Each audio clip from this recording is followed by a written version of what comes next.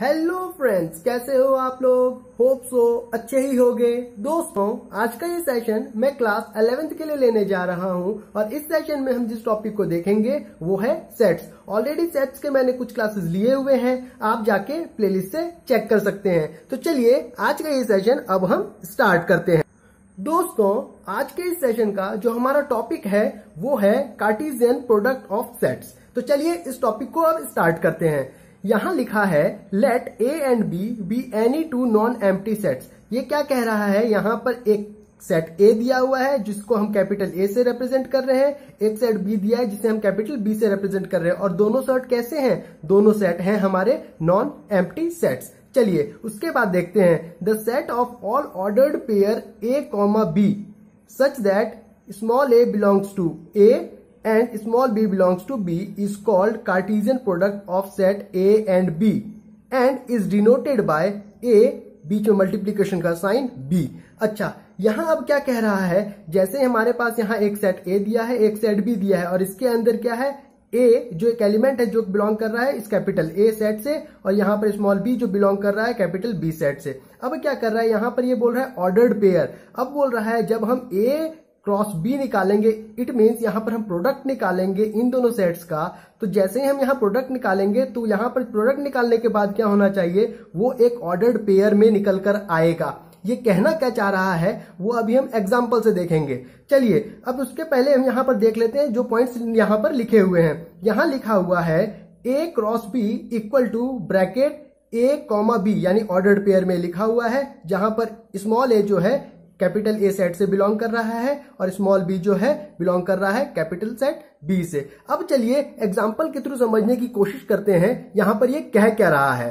अब चलिए यहां पर एग्जांपल क्या गिवन है, यहां पर एक सेट ए दिया हुआ है जिसके अंदर एलिमेंट्स 1 2 3 प्रेजेंट है, वहीं पर एक सेट बी दिया है जिसके अंदर एलिमेंट 2 4 प्रेजेंट है। अब क्या करना है, हमें निकालना है ए क्रॉस बी, मतलब हमें निकालना है सेट ए और सेट बी का प्रोडक्ट। अब ध्यान से जो बात मैं बोल रहा हूं उसे सुनिए। इस प्रोडक्ट को करते वक्त जो आगे लिखा रहेगा उसका एलिमेंट मल्टीप्लाई होकर आगे रहेगा, और जो पीछे लिखा रहेगा उसका एलिमेंट मल्टीप्लाई होकर पीछे लिखा रहेगा। ये कहना क्या चाह रहा है, अभी इसने कहा था ये एक ऑर्डर्ड पेयर में रहेगा, सो कैसे रहेगा उसे देखते हैं। सबसे पहले क्या करेंगे, एक एलिमेंट उठाएंगे क्योंकि हमें ए क्रॉस बी मल्टी करना है यहां पर। तो जो पहला यहां सेट लिखा रहेगा सबसे पहले उसका एलिमेंट उठाएंगे, और एक एक करके उठाएंगे और एक एक एलिमेंट को दूसरे वाले सेट के हर एक एलिमेंट से मल्टीप्लाई करके यहां पर लिखते रहेंगे, और उसके हम कैसे करेंगे, एक ऑर्डर्ड पेयर में लिखेंगे। अब चलिए लिखते हैं। यहां पर सबसे पहले 1 को उठाया, 1 के साथ पेयरिंग कर दी हमने 2 की, मतलब 1 2, यानी 1 को हमने मल्टीप्लाई किया 2 से, लेकिन हमें यहां मल्टीप्लाई करके नहीं लिखना है, यहां हमें एक पेयर में लिखना है। तो 1 के साथ पेयर सबसे पहले बन जाएगा 2 का, तो कितना हो गया 1 2, ये बन गया हमारा एक पेयर। अब ध्यान से, अब यहां यही 1 है, इसी 1 को हर एक सिंगल एलिमेंट के साथ हमें पेयरिंग करनी है दूसरे वाले सेट को, है ना। अब देखिए ये 1 2 के साथ पेयर हो गया, अब इस 1 को हम किसके साथ पेयर करेंगे, 4 के साथ। तो यहां कितना हो जाएगा 1 4। होप सो बातें आपको समझ में आ गई होंगी। अब चलिए वापस से कॉमा, अब उठाएंगे दूसरा एलिमेंट, यहां दूसरी जगह क्या लिखा हुआ है 2, इस 2 को अब वापस से दोनों एलिमेंट के साथ पेयर करेंगे। 2 का 2 के साथ कितना हो गया 2 2, उसी तरह यहां पर 2 का 4 के साथ कितना हो गया 2 4। अब उसी तरह 3 को उठाएंगे, 3 को उठाया 2 के साथ पेयर कितना हो गया 3 2, उसी तरह 3 का पेयर हो गया 4 के साथ कितना 3 4, और यहां पर ब्रैकेट से क्लोज कर देंगे। अब यहां इसने बोला था डेफिनेशन के वक्त ऑर्डर्ड पेयर, तो यही ऑर्डर्ड पेयर है कि जैसे हम यहां ए क्रॉस बी निकाल रहे हैं तो सेट ए का जो एलिमेंट है 1 2 3 वो हमेशा जब भी हमने पेयर लिखा वो हमेशा क्या है, आगे लिख कर आया। देखिए 1 2 3 है, 1 यहां लिख कर आया, हमेशा आगे ही है, 2 यहां है, 2 हमेशा आगे है, 3 तो 3 यहां देखिए हर वक्त आगे है। होप सो आपको बातें अब क्लियर हो गई होंगी, ये कहना क्या चाह रहा था ऑर्डर्ड पेयर से। चलिए उसी तरह यहां अब निकालने बोला है बी क्रॉस ए, तो जैसे हमने A क्रॉस B किया उसी तरह B क्रॉस A करेंगे। बस ध्यान क्या रखेंगे, जो पहले लिखा है उसका एलिमेंट हमेशा पेयरिंग में आगे आना चाहिए और जो बाद में लिखा है उसका एलिमेंट बाद में आना चाहिए। तो यहां हमें B क्रॉस A निकालने बोला है, तो अब सबसे पहले एलिमेंट किसका लेंगे, सेट B का लेंगे। तो अब सेट B का एक एक एलिमेंट को उठाएंगे और उसके साथ हम सेट A के एलिमेंट का पेयरिंग करते जाएंगे और यहां पर B आगे है, इट मींस यहां पर सेट B का सारा एलिमेंट क्या है, पेयरिंग में आगे रहेगा। तो चलिए यहां पर लिखा है 2 के साथ अब सबका पेयरिंग करेंगे। तो B क्रॉस A बोला है तो 2 सबसे आगे रहेगा, तो लिख दिया हमने यहाँ 2 के साथ सबसे पहले किसका पेयरिंग, 1 का। तो कितना हो गया 2, 1, वापस से कॉमा, फिर 2 का 2 के साथ पेयरिंग कितना हो गया 2, 2। उसी तरह 2 का फिर किसके साथ, 3 के साथ पेयरिंग कितना हो गया 2, 3। होप सो बातें क्लियर होंगी। उसी तरह अब क्या करेंगे, 4 को उठाएंगे, 4 का आप सभी के साथ इंडिविजुअली पेयरिंग करेंगे। तो 4 का 1 के साथ पेयरिंग कितना हो गया 4, 1। उसी तरह 4 का 2 के साथ पेयरिंग कितना हो गया 4, 2। फिर 4 का 3 के साथ पेयरिंग कितना हो गया 4, 3 और यहां पर ब्रैकेट क्लोज कर ली ब्रैकेट से।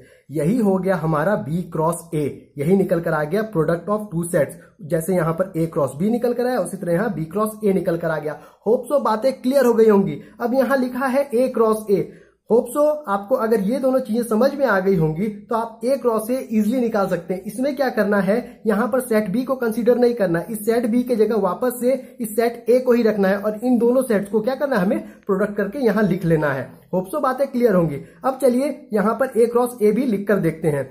यहां सबसे पहले एक सेट A लिखा हुआ है, B की जगह हम क्या है, कंफ्यूज नहीं हो, इसीलिए क्या करते हैं, हम इस सेट A को वापस से यहां लिख लेते हैं 1, 2, 3।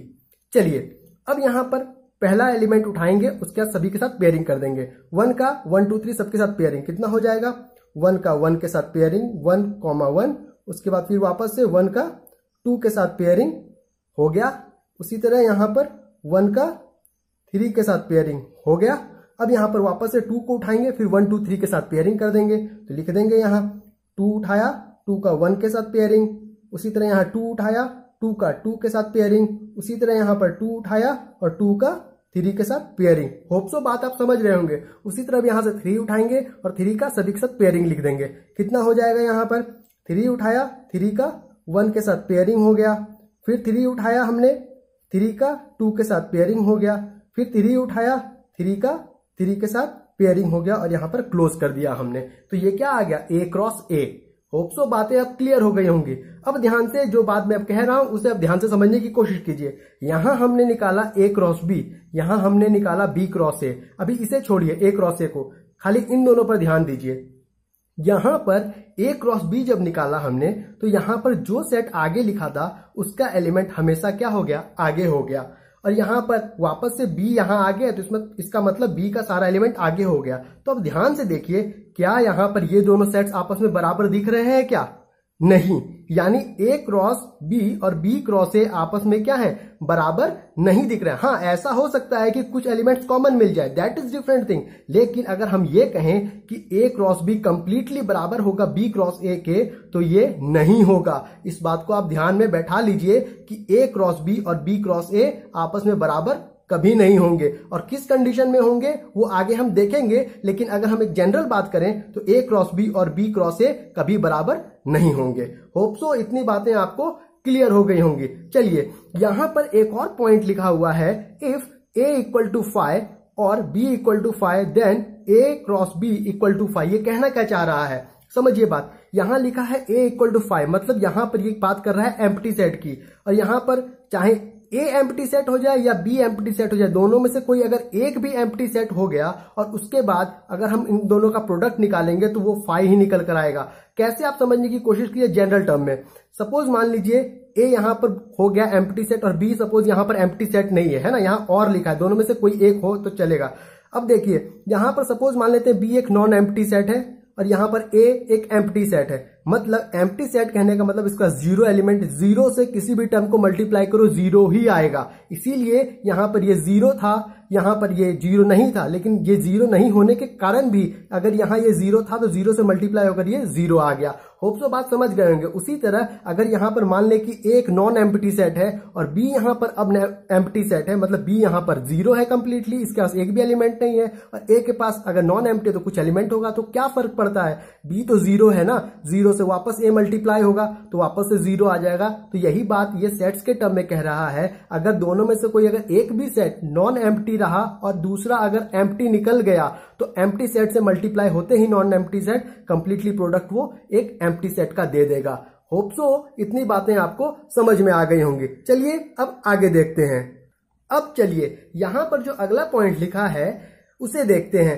If A and B are any two non empty sets. अब क्या कह रहा है, यहां पर दो सेट्स हैं A और B और दोनों क्या है, नॉन एम्प्टी हैं। चलिए उसके बाद कह रहा है then A cross B equal to B cross A। अच्छा, अभी हमने पीछे देखा कि A क्रॉस B और B क्रॉस A कभी इक्वल नहीं हो सकते हैं। जनरल अगर हम इन जनरल बात करें तो A क्रॉस B और B क्रॉस A कभी इक्वल नहीं हो सकते हैं, लेकिन मैंने आपको कहा था कि एक कंडीशन है जहां पर कि ये दोनों इक्वल हो सकते हैं, तो मैंने आपको कहा कि आगे देखेंगे। तो अब देखिए यहीं पर हम देख रहे हैं कि A क्रॉस B और B क्रॉस A आपस में कब इक्वल हो जाएंगे। ये दोनों तब इक्वल हो जाएंगे जब A और B जो दोनों सेट हैं वो आपस में बराबर हो जाए। अभी हमने देखा था ना A क्रॉस A का प्रोडक्ट निकालकर, है ना, अभी देखा था ना हमने A क्रॉस A का प्रोडक्ट निकालकर।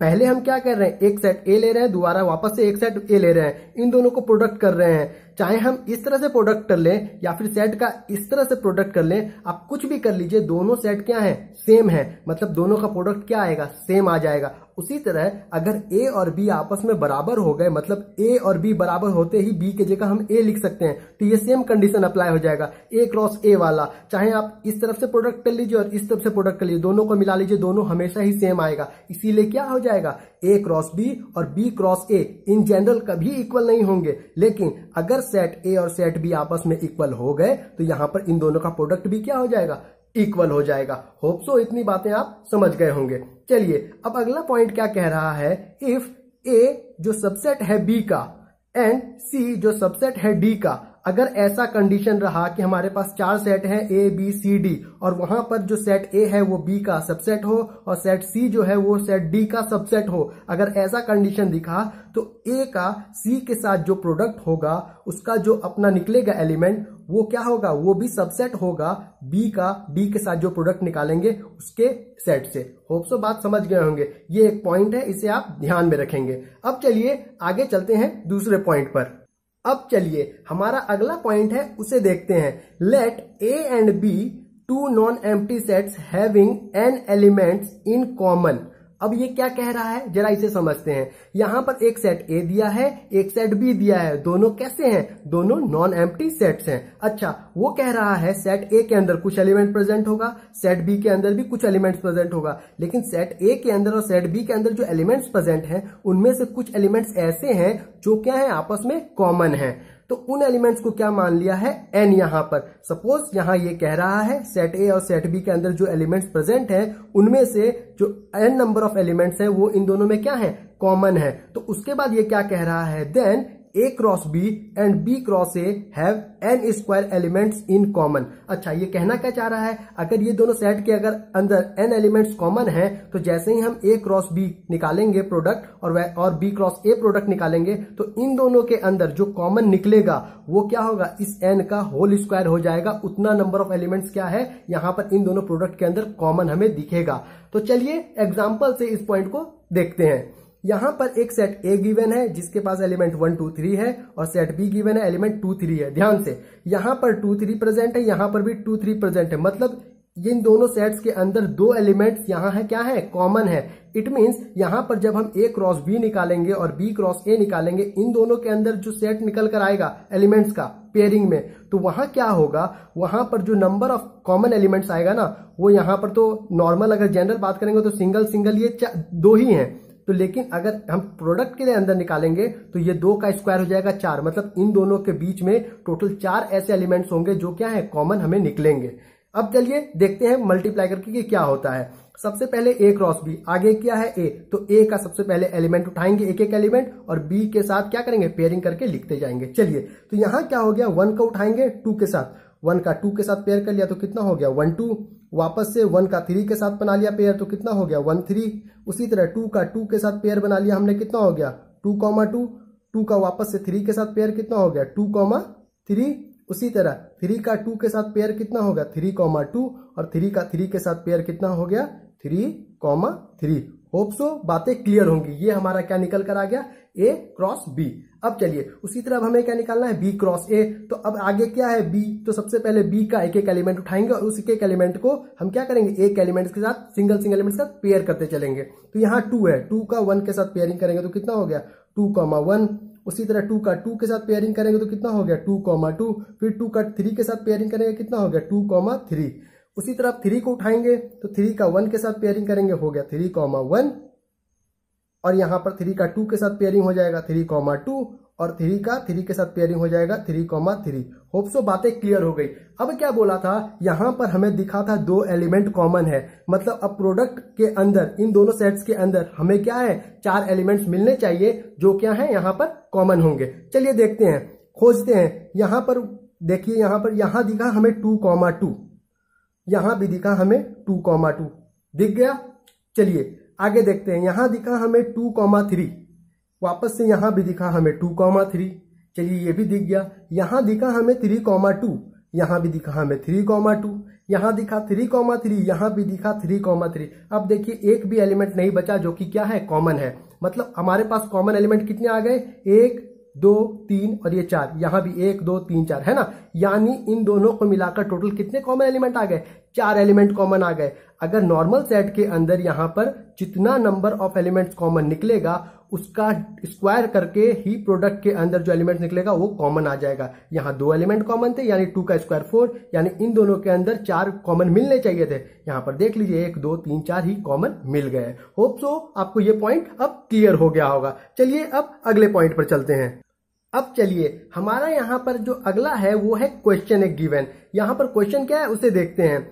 इफ a इक्वल टू, यहां पर कोई सेट a दिया है, उसके अंदर क्या लिखा है x इज टू, यहां पर एक इक्वेशन दिया है इक्वल टू 0 दिया हुआ है। अच्छा चलिए वहां पर दूसरा सेट क्या है b क्या दिया हुआ है 2, 4 और तीसरा सेट c है वो क्या दिया है 4, 5। अब ध्यान से, अब हमें निकालने क्या बोल रहा है a cross b intersection c। चलिए अब सबसे पहले मैं आपको पहले भी बता चुका हूं, सबसे पहले हमें क्या सॉल्व करना होता है ब्रैकेट के अंदर जो भी चीज लिखा है सबसे पहले हमें उसे सॉल्व करना होता है, उसके बाद हम ब्रैकेट के बाहर के चीज को ऑपरेट करेंगे। यहां पर लिखा है b इंटरसेक्शन c। अच्छा जरा ध्यान से, b है 2, 4 और c है 4, 5। अब ध्यान से देखिए, यहां पर 4 दिखा, यहां पर 4 दिखा, मतलब ये है कि B इंटरसेक्शन C कितना निकल कर आ गया B इंटरसेक्शन C निकल कर आ गया अपना 4। होप सो इतनी बातें आपको समझ में आ गई होंगी। अब ध्यान से, अब हमें क्या करना है A cross B intersection C करना है। तो सेट A कितना गिवन है, सेट A कुछ इस टर्म में गिवन है यानी x² minus 5x plus 6 equal to 0। अब हमें इस क्वाड्रेटिक इक्वेशन को सॉल्व करना होगा, यहां से x की वैल्यू निकालनी होगी, वहां से जो वैल्यू निकलेगा वही सेट A का क्या होगा अपना एलिमेंट होगा। अच्छा जरा ध्यान से देखिए, तो यहां लिखा है x² माइनस 5x प्लस 6 है ना। अब हमें क्या करना है, इस 6 को कुछ इस तरह ब्रेक करना है जिसको प्लस या माइनस करके कुछ भी करके हमें 5 पहुंचाना है विद साइन, यानी -5 हमें चाहिए। तो यहां 6 को हम अगर 2 और 3 में ब्रेक कर दें तो 2 और 3 को मल्टीप्लाई करते हैं तो 6 आ जाता है और 2 और 3 को ऐड करते हैं तो यहाँ 5 आ जाता है, लेकिन आगे हमें माइनस चाहिए। तो हम क्या करेंगे -2 और -3 कर लेंगे। होप सो आपको मिडिल टर्म फैक्टराइजेशन आता होगा है ना, ऑलरेडी ये 8-9 क्लास में ही है। अगर आपको ये भी नहीं आता तो बहुत दिक्कत की बात है। चलिए तो यहाँ क्या हो गया -2 -3, तो -2 और -3 मिलकर क्या हो गया -5। अब ध्यान से, जब हम इसे यहाँ पर ब्रेक करके लिखेंगे तो यहाँ हम क्या लिखेंगे -2x -3x। अब जब हम यहाँ पर कॉमन निकालेंगे ना तो आपका जो x का वैल्यू निकल कर आएगा ना वो निकल कर आ जाएगा x इक्वल टू 2, 3। आप इसे सॉल्व करके देखिएगा, आपका वैल्यू 2 और 3 निकल कर आ जाएगा। अब ध्यान से, जैसे ही वैल्यू यहाँ 2 और 3 निकल कर आया x का, यहाँ पर सेट A के अंदर का एलिमेंट क्या हो गया, सेट A के अंदर का एलिमेंट हो गया 2, 3, यानी यहाँ एलिमेंट क्या हो गया सेट A का 2, 3। अब इस 2, 3 को हमें क्या करना है, इस 4 से क्या करना है, हमें मल्टीप्लाई करना है। तो चलिए मल्टीप्लाई करते हैं। यहाँ लिखा है 2, 4 और इसे हमें मल्टीप्लाई करना है इस 4 से।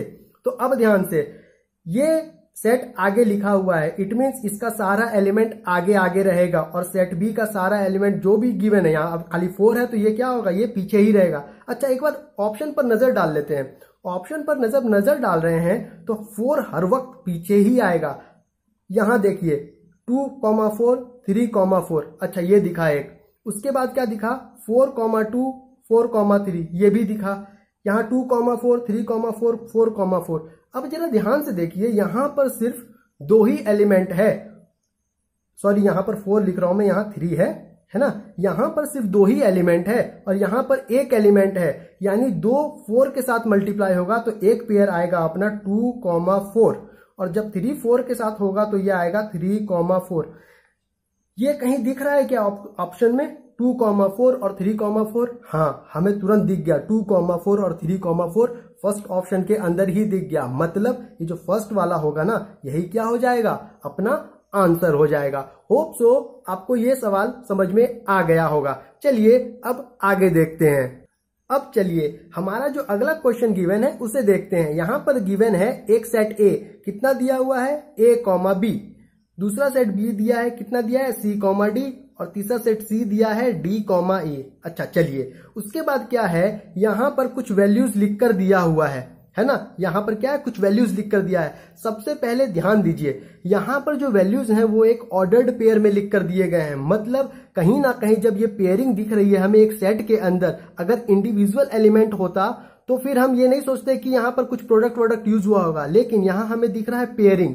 अगर जैसे ही हमें यहाँ पेयरिंग दिख गया, इसका मतलब हमें तुरंत ये समझ जाना चाहिए कि भैया कहीं ना कहीं यहाँ प्रोडक्ट का काम हुआ है। अच्छा, जरा एक बार ऑप्शन पर नजर डालिए।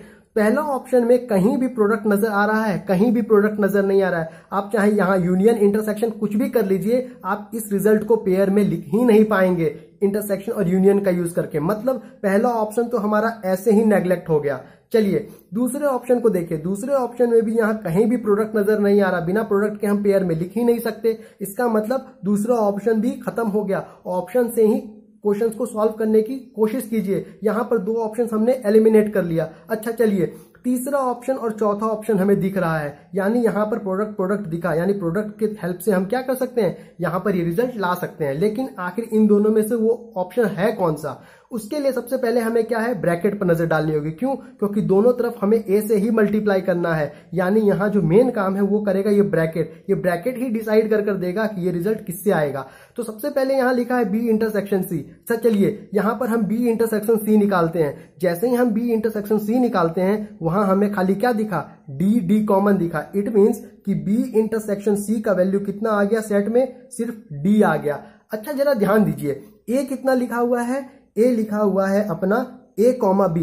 अच्छा यहां मैं लिखता हूं a, b, एक सेट a लिख दिया, इसे मुझे मल्टीप्लाई करना है d से। अब ध्यान से, यहां पर सेट a से जब मल्टीप्लाई करना है तो सेट a का सारा एलिमेंट आगे आना चाहिए। a से d को मल्टीप्लाई करेंगे तो ad आ जाएगा, b से d को मल्टीप्लाई कर देंगे तो bd आ जाएगा। अच्छा एक बार जरा यहां पर ब्रैकेट में देखिए तो ad और bd ही खाली लिखा है क्या इधर? जी नहीं, यहां पर इतना सारा रिजल्ट मल्टीप्लाई कर लिखा है, लेकिन यहां पर जैसे ही हम इंटरसेक्शन वाला काम कर रहे हैं तो यहां से सिर्फ हमारा क्या है, प्रोडक्ट होकर सिर्फ 2 ही पेयर निकल कर आ रहा है, एक एडी और दूसरा बीडी। मतलब ये ऑप्शन भी अपना क्या हो गया, गलत हो गया। इस ऑप्शन को हम यहां पर नहीं अप्लाई कर सकते, ये ऑप्शन इसका आंसर है नहीं। तो इसका आंसर 4 ऑप्शन में से एक तो होना ही था, 3 को हमने एलिमिनेट करके निकाल लिया। तीसरा आंसर ही क्या होगा, इसका ऑप्शन होगा। आप एक बार बी यूनियन सी निकालिए, उसके बाद ए से प्रोडक्ट कर देखिए, आपको देखिए ये रिजल्ट सारा आ जाएगा। अगर आपको नहीं यकीन हो रहा तो चलिए मैं आपको बी यूनियन सी निकाल देता हूं और आपको समझा देता हूं कैसे होगा। बी यूनियन सी निकालते ही क्या करेंगे, सी डी डी ई, मतलब डी डी 2 बार प्रेजेंट है, मतलब डी को एक बार ही लिखेंगे, तो मतलब बी यूनियन सी कितना हो जाएगा, सी डी और ई। और ए कितना है अपना, ए है अपना ए बी, और इन दोनों को मल्टीप्लाई करना है। ए को इन तीनों से मल्टीप्लाई करेंगे तो 3 बार एक पेयर निकलेगा, बी को इन तीनों से मल्टीप्लाई करेंगे तो 3 बार पेयर निकलेगा। मतलब सी डी ई ये तीनों हमेशा क्या है, मल्टीप्लाई के बाद पीछे रहने चाहिए पेयर में। जरा ध्यान दीजिए, सी यहाँ है, डी यहाँ है, ई यहाँ है, सी यहाँ है, डी यहाँ है, ई यहाँ है, मतलब हर बार सी डी और ई पीछे ही है। इसीलिए क्या है, ये ऑप्शन हमारा करेक्ट हो गया। ऑप्शन के हेल्प से ही हमने क्या कर लिया, इस क्वेश्चन को निपटा दिया। होप सो आपको ये बात समझ में आ गई होगी। चलिए अब आगे चलते हैं। अब चलिए हमारा जो अगला क्वेश्चन है उसे देखते हैं। Let A and B be two sets such that n of A यानी नंबर ऑफ ए, जो सेट ए के अंदर जो नंबर ऑफ एलिमेंट है वो कितना है 3 है, एंड जो नंबर ऑफ एलिमेंट बी के अंदर है वो कितना है 2 है। चलिए if x,1 y,2 and z,1 are in a cross b। अच्छा, ये जो लिखा हुआ है पेयर में वो क्या लिखा हुआ है a क्रॉस b। तो हमें क्या कैलकुलेट करना है यहाँ पर, find a and b where x, y, z are distinct element. अच्छा, x, y और z जो है तीनों क्या है, डिफरेंट नंबर है। हमें बताना है सेट a और सेट b का कि कौन कौन से एलिमेंट जो है वो सेट a के अंदर आएंगे और सेट b के अंदर आएंगे। अच्छा, चलो अब यहाँ पर गौर से और ध्यान से समझने की कोशिश करते हैं। यहाँ पर अब देखिए, यहाँ पर लिखा है x,1 y,2 z,1। सबसे पहले यहाँ नजर डालिए। अब जो नंबर ऑफ एलिमेंट a के अंदर है वो है 3 और जो b के अंदर है वो है 2। अब ध्यान से, यहाँ 1 दिख रहा है, यहाँ 2 दिख रहा है, यहाँ वापस से 1 दिख रहा है, और यहाँ बोला है x, y, z जो है डिस्टिंक्ट एलिमेंट है, मतलब x, y और z आगे आगे आ रहा है। अच्छा, यहाँ निकालना है हमें a क्रॉस b के हेल्प से a और b की वैल्यू, मतलब ये जो यहाँ पेयर में लिखा है ये a क्रॉस b लिखा है। अगर a क्रॉस b लिखा है तो जो पहले एलिमेंट आ रहा है ये कंफर्म हो गया कि वो क्या है, किसका एलिमेंट है, सेट a का ही एलिमेंट है, मतलब x, y, z जो ये क्या है, ये सेट a के एलिमेंट है। अब ध्यान से, यहाँ b के एलिमेंट को अगर लिखना है तो ध्यान से यहाँ लिख लिया मैंने पहले 1, फिर क्या लिख लिया यहाँ 2। अच्छा, वापस यहाँ 1 दिखा, लेकिन तभी याद करेंगे हम सेट का डेफिनेशन। सेट का डेफिनेशन क्या बोलता था, जब भी हम एक सेट तैयार करते हैं वो एक डिस्टिंक्ट होना चाहिए, है ना। वहां पर जितने एलिमेंट होने चाहिए वो सारे के सारे डिस्टिंक्ट होने चाहिए। अगर 1 यहाँ दिखा, 1 यहाँ दिखा, तो इसका मतलब ये नहीं 1, 2, 1 वापस से लिख देंगे, नहीं। 1 अगर एक बार लिख दिया तो उस सेट के अंदर वापस दोबारा एंड हमें क्या लिखना है, इस 1 को नहीं लिखना है। कोई भी एलिमेंट क्या है, रिपीट नहीं होने चाहिए। तो इसका मतलब 1, जैसे 2 लिख दिया हमने, सेट बी क्या हो गया, अपना कंप्लीट हो गया। और हमें यहाँ पर ए और बी कैलकुलेट करना था, तो हमने ए और बी की वैल्यू यहाँ निकाल ली सेट के फॉर्म में। होप सो आपको ये क्वेश्चन समझ आ गया होगा। चलिए अब आगे देखते हैं।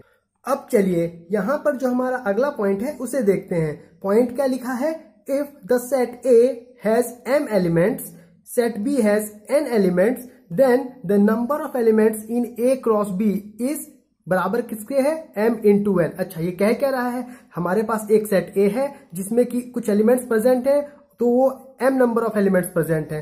वहीं सेट B में n number of elements present है। जब हम A क्रॉस B निकालेंगे तो वो जो सेट बनकर आएगा उसके अंदर जो नंबर ऑफ एलिमेंट्स प्रेजेंट होंगे वो कितने होंगे, m into n, यानी number of elements of set A और number of elements of set B का प्रोडक्ट ही आएगा निकलकर। देखिए, इसे एग्जांपल से समझने की कोशिश करते हैं। यहाँ पर हमारे पास एक सेट A गिवन है जिसमें कि एलिमेंट जो है 1 गिवन है। चलिए, वहीं पर एक सेट B गिवन है जिसमें कि एलिमेंट 2 और 3 गिवन है। अब क्या है, हम निकालेंगे A क्रॉस B। अच्छा, जैसे ही हम A क्रॉस B निकालेंगे, आगे क्या है A, यानी 1 जो है सबके आगे रहेगा और B के जो एलिमेंट्स है उसके साथ पेयरिंग करके लिख देंगे। 1, 2 यहां लिख दिया, 1, 3 यहां लिख दिया। ध्यान से, यहां लिखा है m into n। A के पास नंबर ऑफ एलिमेंट्स कितना है, 1, है ना। नंबर ऑफ एलिमेंट्स, जो एलिमेंट है उसकी बात नहीं कर रहा हूं, काउंटिंग में नंबर ऑफ एलिमेंट्स कितने प्रेजेंट है, इसका एक ही एलिमेंट प्रेजेंट है, वो है 1। अच्छा, B के पास नंबर ऑफ एलिमेंट्स कितने प्रेजेंट है, 2, 1, 2, यानी B के पास 2 प्रेजेंट है, A के पास सिर्फ एक एलिमेंट, यानी 2 into 1 2, यानी A क्रॉस B निकालते हैं हम, तो जो उसके अंदर नंबर ऑफ एलिमेंट्स निकल कर आता उस सेट के अंदर वो भी 2 ही होना चाहिए थे। हाँ, 2 ही है, एक हो गया 1, 2, दूसरा है 1, 3। होप सो ये कॉन्सेप्ट आपको क्लियर हो गया होगा। चलिए अब दूसरे कॉन्सेप्ट को देखते हैं। अब चलिए यहाँ पर जो दूसरा पॉइंट लिखा है उसे देखते हैं। If the set A has m elements, set B के पास n एलिमेंट्स और सेट C के पास p एलिमेंट्स प्रेजेंट है, तो वहां पर जो number of elements A cross B cross C के अंदर निकल कर आएगा वो आएगा m into n into p, यानी A के सेट A के का जो उसके अंदर एलिमेंट्स प्रेजेंट है उसका नंबर, सेट B के अंदर जो नंबर ऑफ एलिमेंट्स प्रेजेंट है उसका, और सेट क्या सी के अंदर जो नंबर ऑफ एलिमेंट्स प्रेजेंट है उसका प्रोडक्ट निकल कर ही आएगा। चलिए इसे भी एग्जांपल से देखते हैं। यहां पर सेट ए दिया है जिसके अंदर एक ही एलिमेंट है 1, बी के पास 2 3, सी के पास 4 5। अब क्या करना है, हमें ए क्रॉस बी क्रॉस सी निकालना है। तो उसके लिए सबसे पहले हम बी क्रॉस सी निकालेंगे, तो बी क्रॉस सी निकालकर इतना आ गया, और अब ए क्रॉस बी क्रॉस सी निकालेंगे तो वो निकलकर इतना आ गया मल्टीप्लाई करके। मल्टीप्लाई करना आप सीख चुके हैं। चलिए अब यहां पर जिस चीज को समझना है उस चीज को समझिए। तो यहां पर ए के पास एक ही एलिमेंट प्रेजेंट है, बी के पास 2 एलिमेंट, सी के पास 2 एलिमेंट, यानी 2 इंटू 2 4, 4 इंटू 1 4। यानी जो हमारा ए क्रॉस बी क्रॉस सी निकल कर आया उसमें टोटल इस सेट के अंदर टोटल नंबर ऑफ एलिमेंट्स कितने प्रेजेंट होना चाहिए, 4 प्रेजेंट होने चाहिए। देखिए यहां पर 1 2 3 4। होप सो आप ये बात समझ गए होंगे कि मैंने यहाँ क्या किया और कैसे किया, और आप इस बात को भी समझ गए होंगे। चलिए अब हम अपने अगले कॉन्सेप्ट पर चलते हैं। अब यहाँ पर जो अगला पॉइंट है वो है if number of elements in A किसके बराबर गिवन है, पी के बराबर। Number of elements in B कितना गिवन है, क्यू के बराबर। तो यहाँ पर number of elements in A cross B जो है वो कितना हो जाएगा, पी इंटू क्यू। ये हमने अभी पीछे ही देखा। चलिए ये बात तो समझ में आ गई, लेकिन जैसे ही हमने ए क्रॉस बी निकाला वो भी एक सेट ही बनकर आएगा ना। अब ध्यान से, जैसे ही ए क्रॉस बी यहां निकल कर आएगा एक सेट बनकर, उस सेट का सबसेट निकालने का फॉर्मूला क्या है। ध्यान से, हमने जब सबसेट पढ़ा था तो हमने देखा था किसी भी सेट का सबसेट निकालने का जो फॉर्मूला था वो था 2 टू दी पावर कितना, 2 to the power n। Hope so आपको बातें समझ में आ रही होंगी। कितना था, 2 टू दी पावर n। अब ध्यान से, उसी तरह यहां पर जब a क्रॉस b हम निकाल ले, यहां पर एक सेट निकल कर आएगा a क्रॉस b का, तो उसके अंदर जो नंबर ऑफ एलिमेंट्स निकल कर आया वो है p इंटू क्यू। तो अब क्या है, इस p into Q number of elements का हमें क्या है, सबसेट बनाना होगा। तो हमें क्या करना होगा, 2 टू दी पावर n।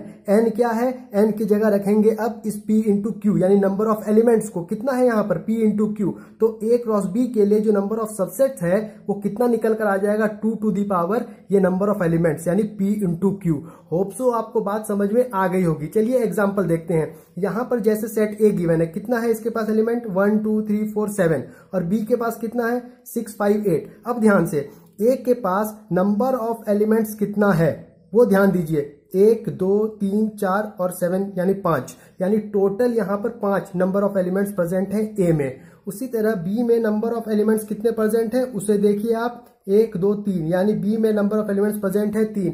यानी अगर हम ए क्रॉस बी निकाले तो टोटल नंबर ऑफ एलिमेंट्स कितने आ जाएंगे ए क्रॉस बी में, वो आ जाएगा 5 इंटू 3। कितना आ जाएगा, 15 के बराबर। यानी number of elements A cross B में आ जाएंगे 15। अब हमें निकालना है इन 15 एलिमेंट्स का सबसेट। तो सबसेट हम कैसे निकालेंगे, सबसेट निकालने का फॉर्मूला है 2 टू दी पावर n, यानी n के जगह अब क्या आ जाएगा, ये 15, यानी 2 टू दी पावर 15 जो है यहां पर निकल कर आएगा ए क्रॉस बी जो सेट बनकर आएगा उसका सबसेट। होप सो आपको ये बात क्लियरली समझ में आ गई होगी। चलिए अब आगे देखते हैं। अब यहाँ पर हमारे पास कुछ इंपॉर्टेंट थ्योरम्स लिखे हुए हैं, है ना। आप ध्यान से देख लीजिए इन सभी को, और आप इन सभी को अपने कॉपी में नोट डाउन करके रख लीजिएगा, क्योंकि इन सभी का यूज क्या ऑब्जेक्टिव क्वेश्चंस में यूज होता है। कभी क्या है, किसी ऑब्जेक्टिव क्वेश्चन में इसके बराबर पूछ देगा, यहाँ पर कोई एक्सप्रेशन लिख देगा, इसके बराबर कितना होगा, 4 ऑप्शन दे देगा, यानी इसको हम इस तरह से लिख सकते हैं। तो उसी तरह से ऑब्जेक्टिव्स में इन सभी का यूज हो सकता है। आप इसे एक बार ध्यान से देख लें और अपने कॉपी में नोट डाउन करके रख लें। तो चलिए आज के इस सेशन में बस इतना ही। अगर आपको आज का ये वीडियो पसंद आया तो प्लीज मेरे चैनल को सब्सक्राइब करें, वीडियो पर कमेंट करें, लाइक करें, वीडियो को शेयर करें, फ्रेंड्स को बताएं कि यहाँ अच्छे से पढ़ाई हो रही है। तब तक के लिए thank you, have a nice day.